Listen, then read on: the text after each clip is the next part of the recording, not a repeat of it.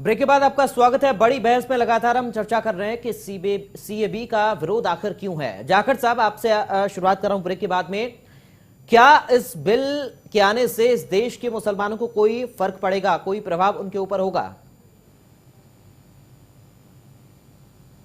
Sir, जैसा कि हम बात करें इस बिल की, हमारे देश में जो ऑलरेडी मुसलमान समुदाय रहता है, इस बिल का उन पे कोई प्रभाव नहीं पड़ेगा, क्योंकि बिल के प्रावधान हम स्पष्ट रूप से पढ़ते हैं। बिल की कॉपी आप देखोगे तो आपको पता चलेगा कि इसमें मुसलमानों का कोई प्रभाव नहीं पड़ेगा। क्यों नहीं पड़ेगा? क्योंकि ये बिल जो जिन क्षेत्रों में आंदोलन हो रहा है, जैसे नॉर्थ ईस्ट की बात करें, नॉर्थ ईस्ट के 7 राज्यों में आंदोलन हो रहा है, उनमें कुछ क्षेत्र हैं जिनमें ये लागू होगा।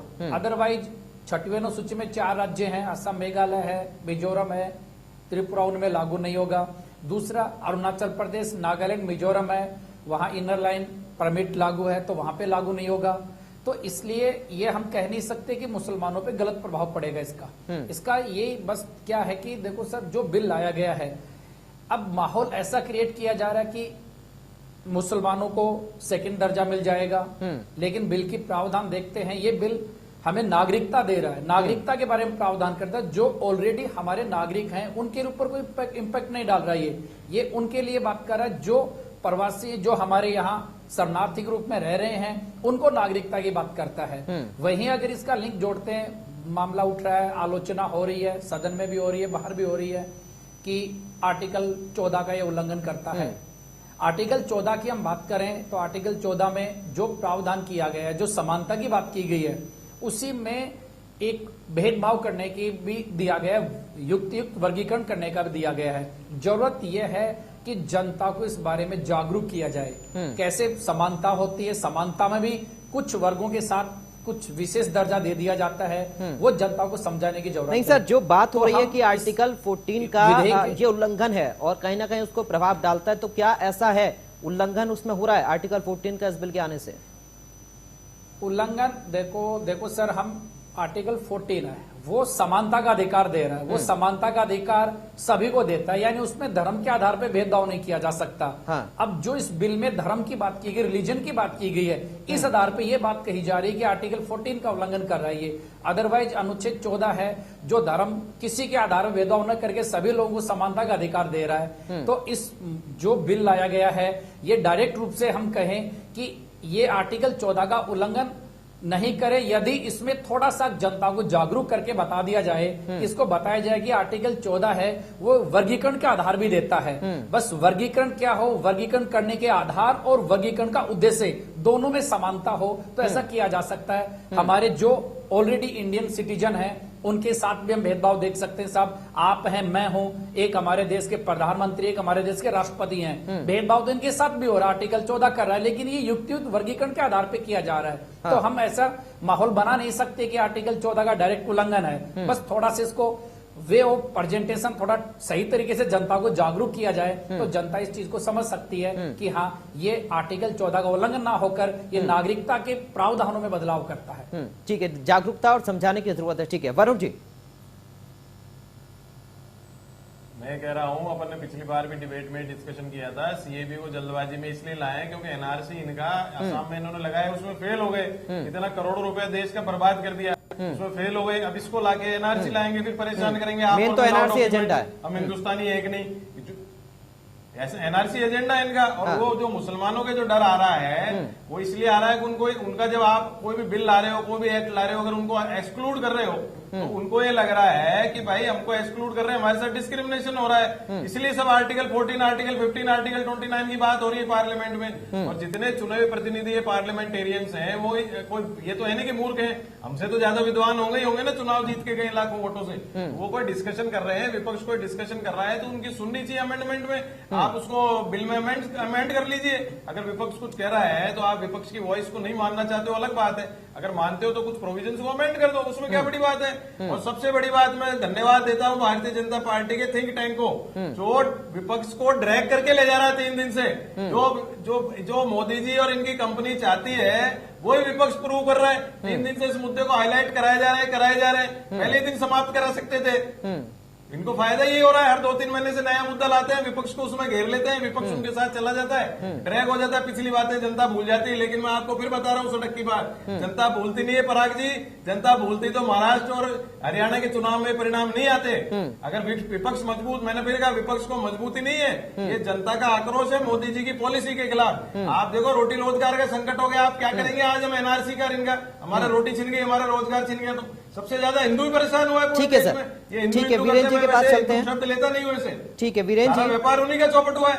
ठीक है वीरेन जी दरअसल देखिए आपकी ओर से कहा जा रहा है, बीजेपी की ओर से कि समर्थन है जनता का इसको, लेकिन नॉर्थ ईस्ट में जो प्रदर्शन है वो किस बात का है सर? जी देखिए, हमारा विपक्ष कुछ भ्रांतियां फैलाने की कोशिश कर रहा है, तो उसी का एक परिणाम वहां है। लेकिन आप पराग जी देखिए 19 जुलाई 2016 को यह, लेकिन क्या वीरेन जी देखिए मेरा ऑब्जेक्शन है सर, क्या इतना कमजोर, इतनी कमजोर रणनीति बीजेपी की है सर? पहले से भी ज्यादा बहुमत मिला, क्या अनलग तरीके से बरगला देगा विपक्ष जनता को और जनता भूरी भाली विपक्ष के बेकाबू में आ जाएगी? पराग जी देखिए 2.5 वर्ष तक संयुक्त संसदीय समिति ने इस बिल का अध्ययन किया है। उसके बाद में जनवरी 2019 में हम इस बिल को लेके आए। तो जो लोग ये कह रहे हैं कि बिल किसी को भटकाने के लिए ला रहे हैं, किसी को ये भटकाने और अटकाने, सर मैं कह रहा हूँ विरोध किस बात का है? नॉर्थ ईस्ट के लोग क्यों उसका विरोध कर रहे हैं सर? नहीं किया इन्होंने। जी देखिए विरोध कुछ जगह पर है और एक दो दिन आप इंतजार कीजिए, जब उन लोगों को ये बिल समझ में आ जाएगा। तो सर अभी थोड़ी देर पहले ब्रेक से पहले आपने ही कहा था कि इस बिल में कि जो अल्पसंख्यक उन देशों के यानी कि जो हिंदू हैं, जैन हैं, सिख हैं, उन लोगों को यहां पर लाने की कोशिश है जिनको प्रताड़ित किया जा रहा है, दबे कुचले हैं वहां पर। लेकिन जो लोग प्रदर्शन कर रहे हैं वो भी तो हिंदू हैं।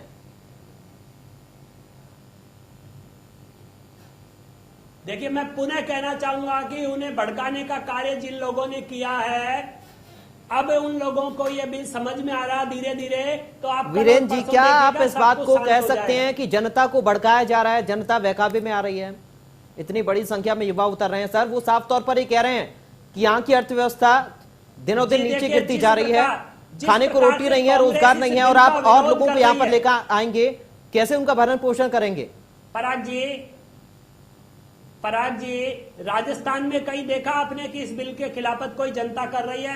सिर्फ कांग्रेस आवाज बन रही है कि हम इस बिल के खिलाफ है। अरे आप विषय तो बताइए, इस बिल के खिलाफ क्यों? राजस्थान की सरकार यहाँ के जो मुद्दे उनकी तरफ तो देखेगी नहीं। राजस्थान को भ्रष्टाचार पे नंबर 1 पे लेके आए हैं। वीरेन जी देखिए मैं ये कह रहा हूँ मंत्री, इनके विधायक कि जो लोग प्रदर्शन कर रहे हैं नॉर्थ ईस्ट में, वो भी ये कह रहे हैं कि हम भी तो हिंदू हैं, हमें दिक्कत इसलिए कि आप वहां के लोगों को क्यों लेकर आ रहे हैं? अगर यहाँ की स्थिति ठीक नहीं है, रोटी रोजगार नहीं है, तो वहां के लोगों को लाकर आप क्या करेंगे?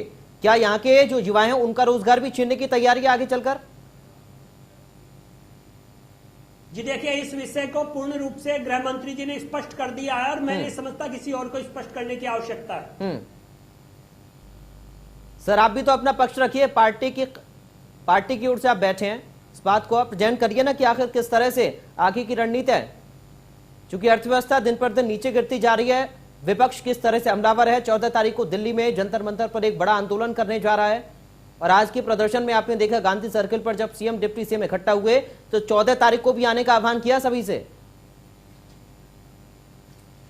जी देखिए डिप्टी सीएम और सीएम को अपनी कुर्सी बचाने के लिए इस प्रकार के कार्य करने पड़ रहे हैं, इन्हें बार बार दिल्ली के चक्कर लगाने पड़ रहे हैं। आपके इस पे एक अभी लाइन चल रही थी, मैं उस लाइन को पढ़ रहा था कि मोदी जी के विकल्प के रूप में राहुल गांधी सबसे अच्छे हैं। यानी उन्होंने सोनिया गांधी के ऊपर भी अंगुली उठा दी मुख्यमंत्री जी ने कि उनके नेतृत्व में कुछ भी सही नहीं चल रहा, राहुल गांधी जी को वापस लाइए।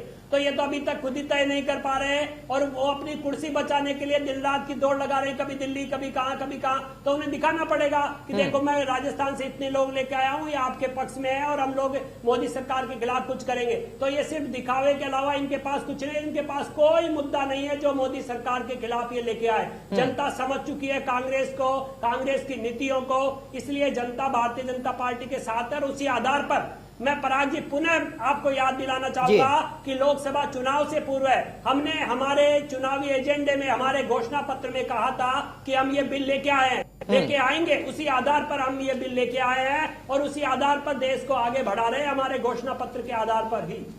ठीक है जाखड़ साहब, नॉर्थ ईस्ट के जो युवा प्रदर्शन कर रहे हैं साफ तौर पर ये कह रहे हैं कि यहां पर इतना संकट है और बाकी लोगों को भी लाया जा रहा है।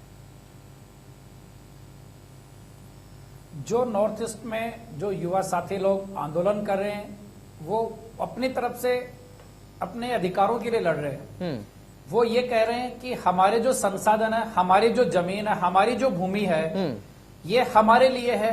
इसमें बाकी के लोग ये घुसपैठिया जो भी बांग्लादेश से शरणार्थी आए हुए ज्यादा नॉर्थ ईस्ट में हैं, तो उनका हक हो जाएगा। लेकिन हम संवैधानिक पहलू देखें तो हमारी 6वीं अनुसूची है जो नॉर्थ ईस्ट के 4 राज्यों को विशेष दर्जा देती है, 4 राज्यों के जनजातीय क्षेत्रों के हितों की सुरक्षा करती है।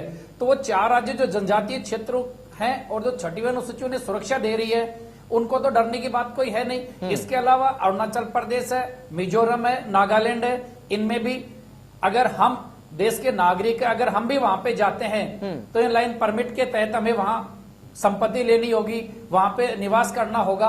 तो ऐसा मैं नहीं मानता कि ये इस विधेयक आने से वहां के निवासियों के अधिकार छिन जाएंगे।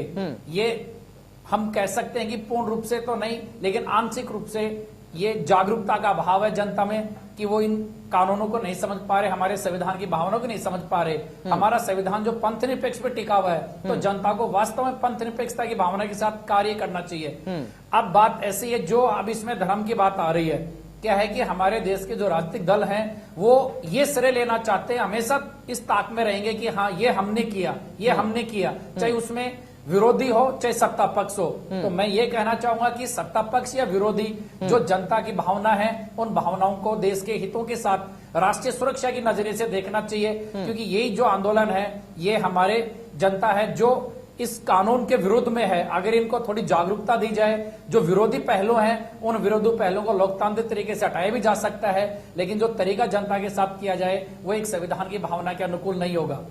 नागरिकता विधेयक है, कई बार संशोधन हुए। ये विधेयक हालांकि अभी का नहीं, हालांकि पिछली सरकार का भी है। ये जेपीसी इस पे गठित की गई थी। जेपीसी गठित होने के बाद अब इसका रिपोर्ट आई है।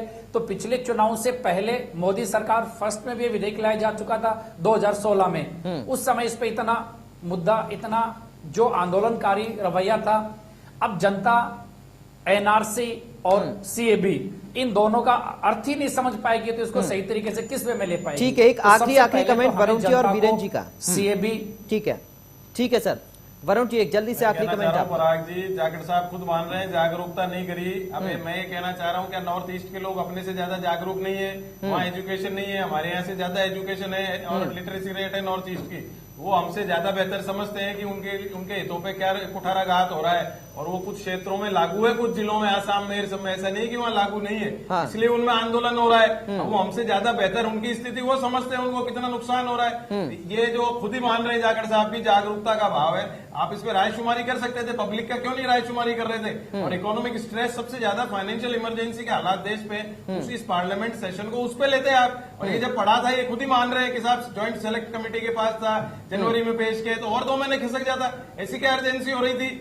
ये बताइए आप, सबसे ज्यादा अर्जेंसी। ठीक है सर, वीरेन जी जल्दी से आपका आखिरी कमेंट, जल्दी से आपका आखिरी कमेंट वीरेन जी, जल्दी से।